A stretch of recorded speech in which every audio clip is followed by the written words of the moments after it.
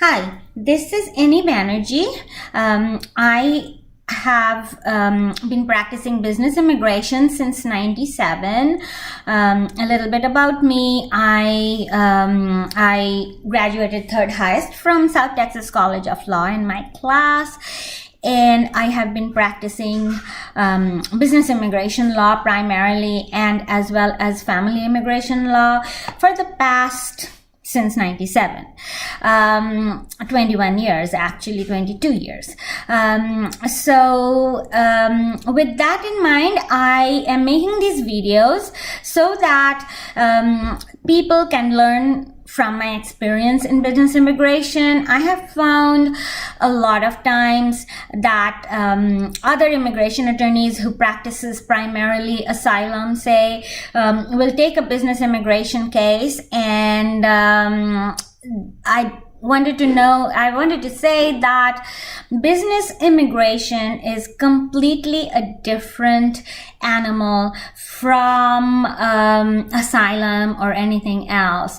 You represent both the employer and the employee, and it is my intention to take you from the beginning of business immigration and go step by step and deal with everything in a series of videos. Now, this will be the first such video because if you want to go chronologically with me, you don't have to. Obviously, I will make a subject-specific video, but this video would be the type of business immigration visas and the difference between non-permanent and permanent, immigrant intent and non-immigrant intent in the types of visas. Now, most people enter the US with a non-immigrant visa. They can come with a visitor's visa, which is a B1.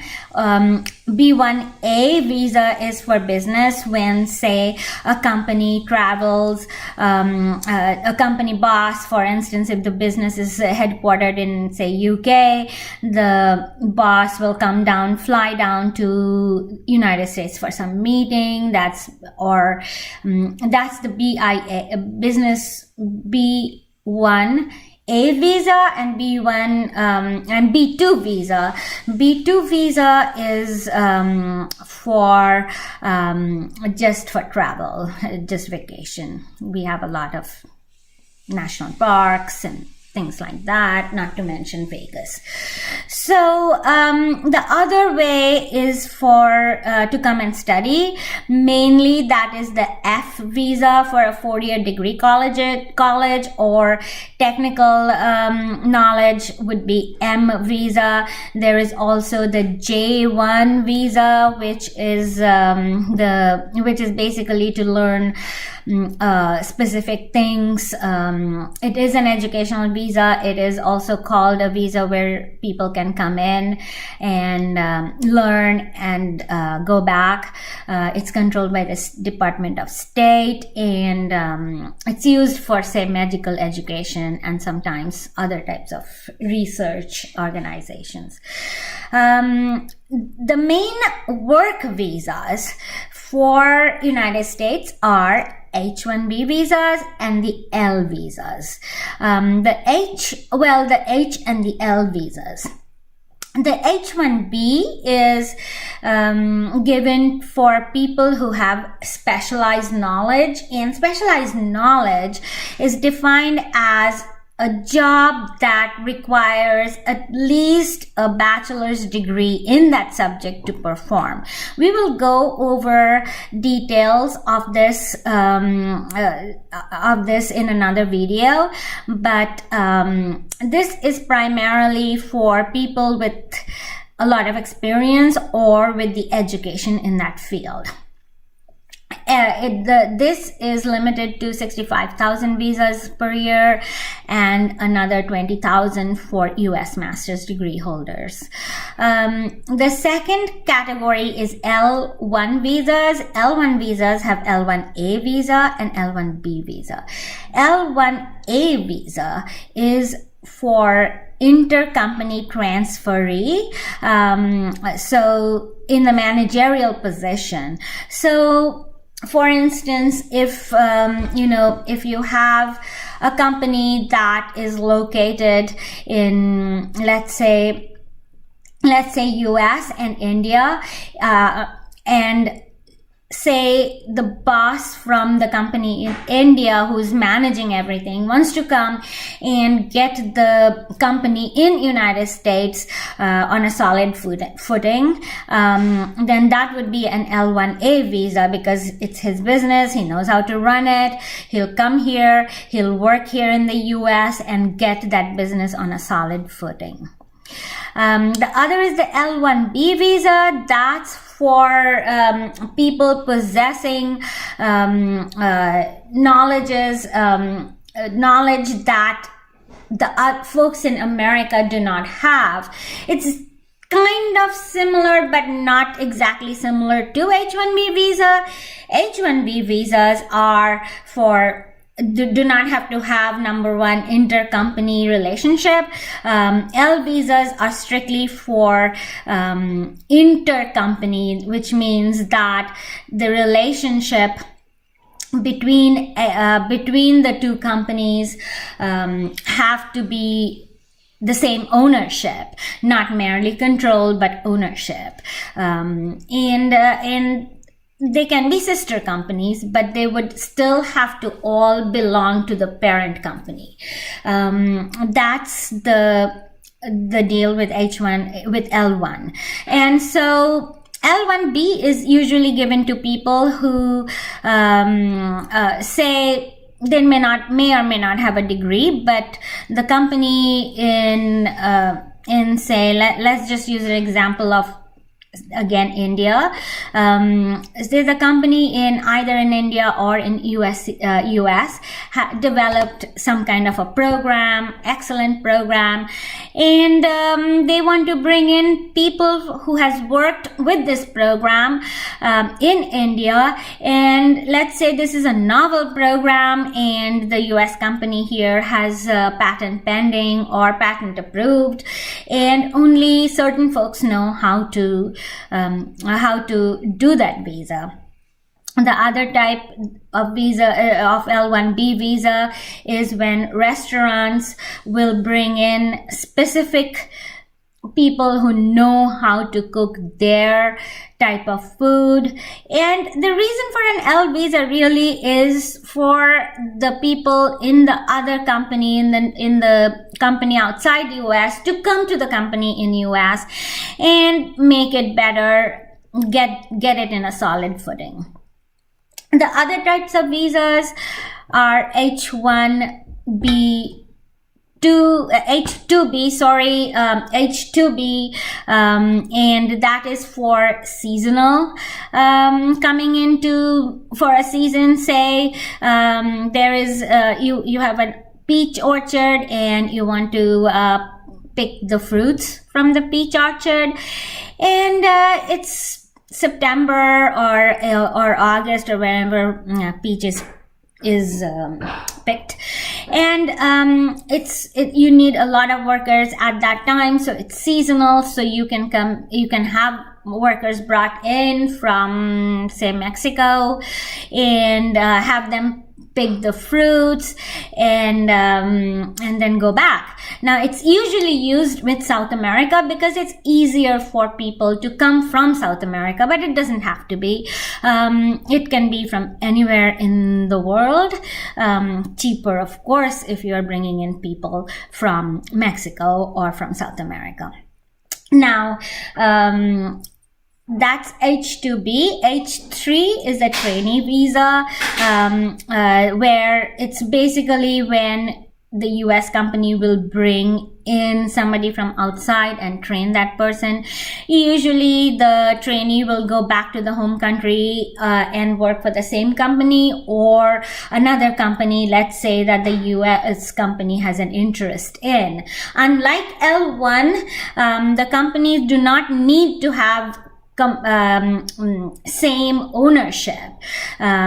Say, for instance, a company is going to, a CPA firm is going to have an outsourcing business. They don't own the outsourcing business. They will just outsource their work. So they can bring in CPAs from, let's say, UK or India or wherever, train them in US laws and send them back so that they can work from wherever the other place is and work on their tax filings. So then we have a bunch of treaties with other nations, and these are the treaty visas, and they are E1, E2, E3, TN, and we will talk in details in other videos, but these visas are with treaty visas, treaty with a country whereby they come in, people from the treaty countries come in and perform certain works, that's the treaty visa, and treaty visas are usually strictly non-immigrant. Now, let me get to the point of non-immigrant and immigrant visas. Non-immigrant is when somebody comes into the country to work or whatever, but their intent is to go back, and they do not have an intent to immigrate to the United States. The immigrant visa is, of course, to immigrate to the United States. Now, out of all these visas, only the H visa and the L visa do not have the immigrant intent. So one can convert from an H visa or an L visa to a permanent residency, and until they get the permanent residency, their visas, their H visas or their L visas are going to be extended. Now for H, because most of the H-1B workers are from India, and India is a country of massive number of people who come here and work in the computer industry, and India is oversubscribed, so their visas are not available for a long time.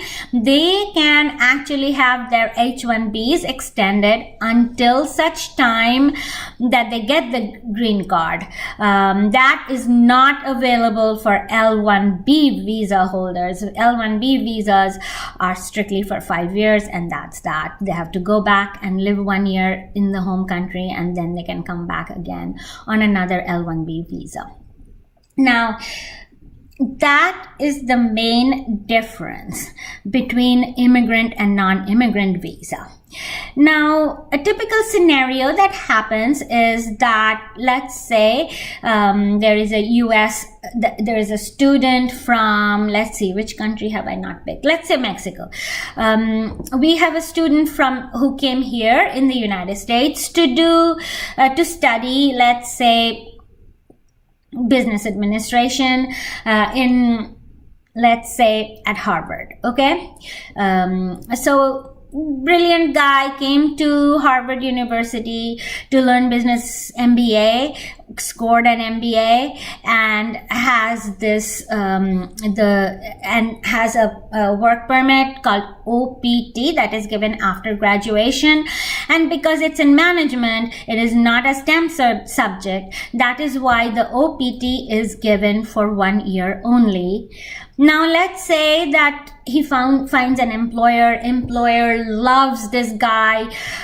This guy has been managing this business amazingly. Of course, he's from Harvard, and the employer wants to keep that person. and let's say he did not get into the H lottery, and so can the employer do the immigrant visa for that person?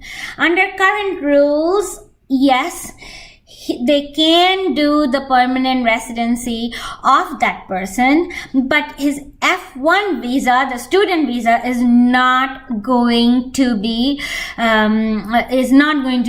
extended. Therefore, if they act very fast, they actually can get to file their adjustment of status and don't travel outside the United States, and ultimately be able to work on their work authorization document or their green card.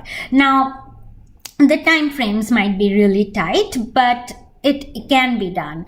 But again, if they are in a STEM related subject, the EAD is good for 3 years, given primarily for 1 year at the first time, and then for 2 years if within this 3 years, say if within the second year, for instance, they did not get into the H-1B category and they were not born in India or China, they can actually get their green card. And that's actually a better option for employers who do not want to let go of that employee and did not get picked or did not want the H-1B visa.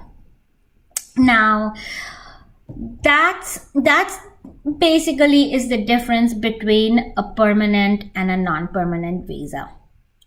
I hope you enjoyed this video.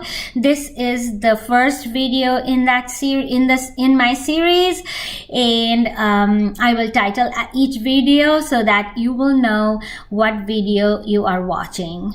Thank you.